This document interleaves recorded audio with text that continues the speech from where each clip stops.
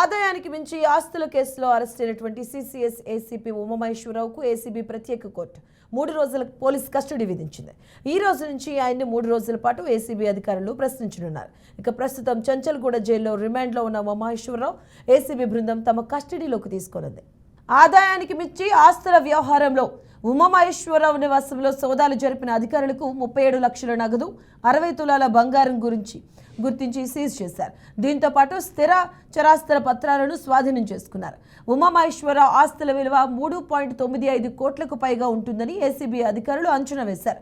ఇక ఆయన్ను కస్టడీలోకి తీసుకొని ఆదాయానికి మించి ఆస్తులకు సంబంధించిన విషయాలపై లోతుగా ప్రశ్నించనున్నారు. ఇదే అంశానికి సంబంధించిన పూర్తి అప్డేట్స్ మా correspondent Chari. Thank you Madhu. ఆదాయానికి మించిన ఆస్తుల కేసులో ఉమామహేశ్వరరావు ఏసీపీగా పనిచేస్తున్న ఉమామహేశ్వరరావును గత వారం అరెస్ట్ చేశారు. అయితే ఈయన సంపాదించిన మొత్తం 17 ప్రాపర్టీలను గుర్తించారు. గట్కేసర్లో 5, అలాగే 38 లక్షల నగదు సీజ్ చేశారు. తులాల బంగారం కూడా సీజ్ చేయడం జరిగింది. ఇప్పటి వరకు మార్కెట్ విలువ ప్రకారం దాదాపు 3 కోట్ల 30 లక్షల సొత్తును స్వాధీనం చేసుకున్నట్టు ఏసీబీ అధికారులు ప్రకటించారు. అయితే బహిరంగ మార్కెట్లో మాత్రం దీని విలువ చాలా రెట్టింపుగా ఉంటుందని చెప్పేసి చెప్పడం జరిగింది.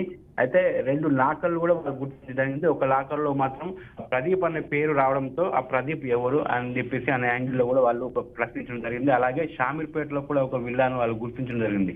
అయితే ఆదాయానికి మించిన కేసులో ఇతన్ని ఉమామహేశ్వరరావుని ఏసీబీ ప్రత్యేక కోర్టు 3 రోజుల పాటు కస్టడీ విధించింది. ఈ రోజు నుంచి ఆయనను 3 రోజుల పాటు ఏసీబీ అధికారులు ప్రశ్నించున్నారు. అలాగే చెంచల్గూడ జైల్లో రిమాండ్లో ఉన్న ఇతనికి నివాసంలో మరికొన్ని సోదాలు జరిపింది.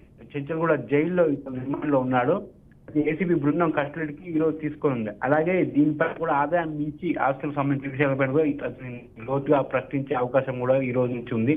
అయితే గతంలో ఇతను భూ వివాదాల్లో కూడా తలదూర్చినట్టుగా ఆరోపణలు రావడంతో కూడా ఇతనిపై అనేక కేసులు నమోదు.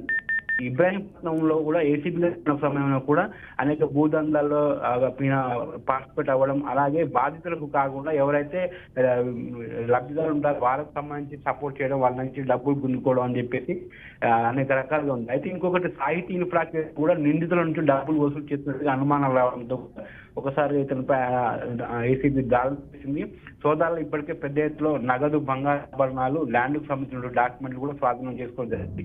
ఏకకాలంలో 8 చోట్ల ఒకేసారి ఏపీ, తెలంగాణ కలిపి దాదాపు 8 నుంచి 14 చోట్ల సోదాలు జరిపారు. వీళ్ళ ఫ్రెండ్స్, వీళ్ళ మామలు కావచ్చు, అలాగే వీళ్ళకి సంబంధించిన బంధువుల విషయంలో కూడా ఒకేసారి అందరి ఇండ్లలో కూడా సోదాలు జరిపి ఈ ఏసీబీకి సంబంధించిన ఆస్తులన్నీ ఏసీబీ ఎంక్వైరీ చేసి స్వాధీనం చేస్తుంది. సో మొత్తానికి ఈ రోజు అతనికి ఏసీబీ సంబంధించినటువంటి ఈ రోజు నుంచి ఉమాకు సంబంధించిన విషయంపై లోతుగా ప్రశ్నించే అవకాశం ఉంది. Madhu. Right, thank you Chari.